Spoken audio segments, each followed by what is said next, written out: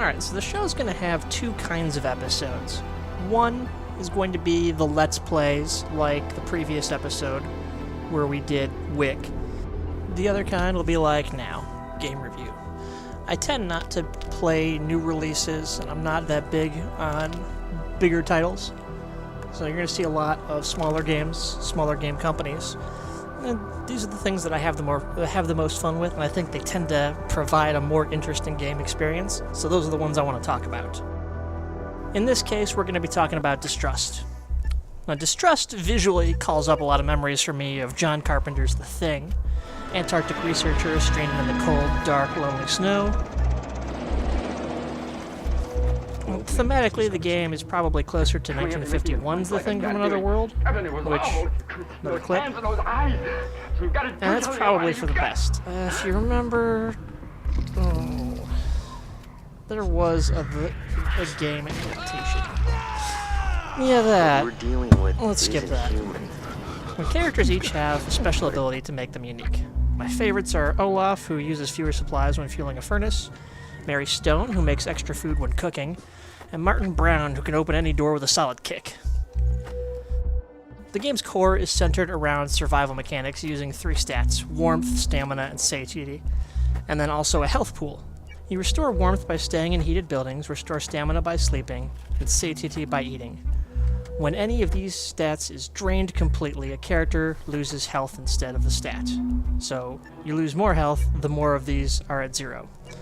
Falling to zero health will then leave a character unconscious, but there are some mechanics available to revive characters. So let's talk about the aliens. Whenever a character sleeps, the room fills with these weird glowing yellow orbs, and nearby outside monsters will slip into reality from somewhere else. They add a layer of complication to managing safe houses. The first two types you meet are little green bug blobs and murder snowballs that launch icicles like shrapnel. Light keeps out the little green ones, who attack furnaces, and heat keeps out the ice creatures that destroy generators. While there are nastier creatures later in the game, we'll let you discover those. Scattered through the zones are notes with clues on the different weaknesses for these monsters. So how's all of this structured? You work through 5 zones headed toward the crash site to find a helicopter so you can escape. Each zone is a randomly generated area with abandoned buildings to search for supplies, and the exit to the following zone can only be unlocked through some manner of puzzle, of which the game has a whole bunch to select from.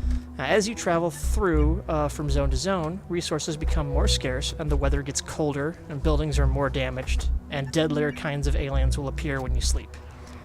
This amplifies the tension nicely, and it builds suspense as you get closer to the crash site. Makes you feel like you're getting further from the world.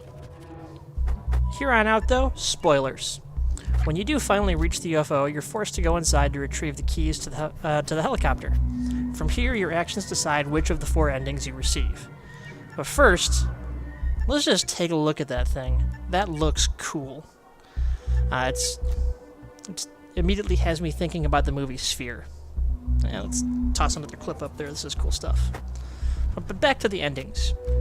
If your run just sucked, and you have neither of the required items for the good ending, you get to choose either death at the hands of the aliens or trading your life for the lives of another search team. It's pretty dark, but as an ending to a horror film, it commands serious respect from me. The other 2 endings require a little or a lot more prep work, and I won't spoil those. This game's been a lot of fun for me. I've played through it, and I've unlocked, I think at this point, every character. I might still have 1 to go. And every time I enjoy it. Maybe it's not the best horror game, points there, but it has better survival mechanics than I've seen implemented in actual survival games. The different characters, while fairly simplistic, do feel interesting to work with. And the game plays out more like a very long episode of Doctor Who than it does like The Thing from, the John Carpenter film. Which is okay. That's the biggest complaint about this on Steam reviews right now is, you feel like a horror game. Oh, the monsters don't kill you. The monsters are not the biggest threat in this game. And that is a downside. I personally think it'd be really cool if some of the puzzles that you use to escape the zone integrated some kind of monster, like a boss fight. I would really like that. Actually, kind of makes me think of Soul Reaver now that I say that out loud, which is an amazing game. You're going to have a lot of fun playing this game, and once you're tired of playing it on single player, you can try hard mode, otherwise known as multiplayer. In single player, you control all of your characters simultaneously, and you can pause and you share an inventory so that, like, if one person has the keys, they all have the keys. When you play multiplayer, it's like playing the game 3 separate times, and you have to fight over control of who pauses the game and how to organize things, which is way more exciting, way more chaotic, and, I mean, it's fun. It's a challenge. I'm going to review games based on 5 categories: gameplay, visuals and presentation, story, replayability, and a special category, personal bias. Now, a perfect game, if there's some mythical video game out there somewhere that just hits every category, 100%'s it, could score 35 points. But I'm going to score this out of 32 points. Up to 7 points in each of the first 4 categories. Personal bias will be assumed that you get 4 points in, and then if your game just pisses me off, you lose points. If your game is just the greatest thing ever, it gains points. So, gameplay for Distrust. My Steam review that I posted years ago, or whatever, when I did that, list that as 7 out of 7.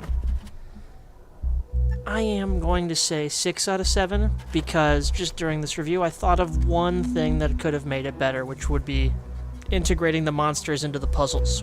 Would have been very exciting. So, minor thing, but they could definitely improve there. Visuals and presentation. I feel cold playing this game. The snow effects, the environmentals, the minimalist user interface, the heads-up display, it's all great. The effects for going insane are a blast. And that's all there is to it. They nailed that. 7 out of 7. Story, that's a 4 out of 7. The story is serviceable in this game. It is the traditional setup for your classic, B-horror movie that you don't really care. You're there, let's get going, and let's have an adventure.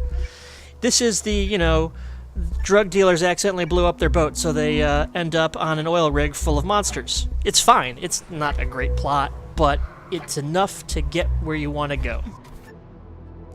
Replayability? I'm still replaying Distrust. I'm still playing this game. I can't help it. That's going to have to be a 7 out of 7. Even after I've finished everything unlocking characters in single player, I've been having a blast doing it in multiplayer survival runs or attempts with people, because we suck. It's hilarious. And personal bias. This checks off a lot of classic sci-fi elements for me, a little bit of horror mechanics too. The simple, quick in and out gameplay is just perfect for me. I adore this. This is getting 7 points out of 7 for the personal bias category, because it plays to my interests in science fiction-y monster setups where violence is not going to be the only answer. You're not going to be able to solve it with just shooting stuff. And I like that. I'm going to give this game a 97%, and hope you guys have as much fun with it as I did. If you're just here for the videos, then peace out, and I'll see you when I upload my next one, hopefully in another month. If you'd like to stick around and listen to something else, please hold on for a minute. I have not said this explicitly in any of the videos, but I started my YouTube channel to raise money, hopefully, to help pay for some medical expenses. I've been having unexplained ambulance trips. I guess MRIs are expensive, And insurance will pay for things, you know, after a few $7,000 or $8,000 of your own personal money, which I don't have.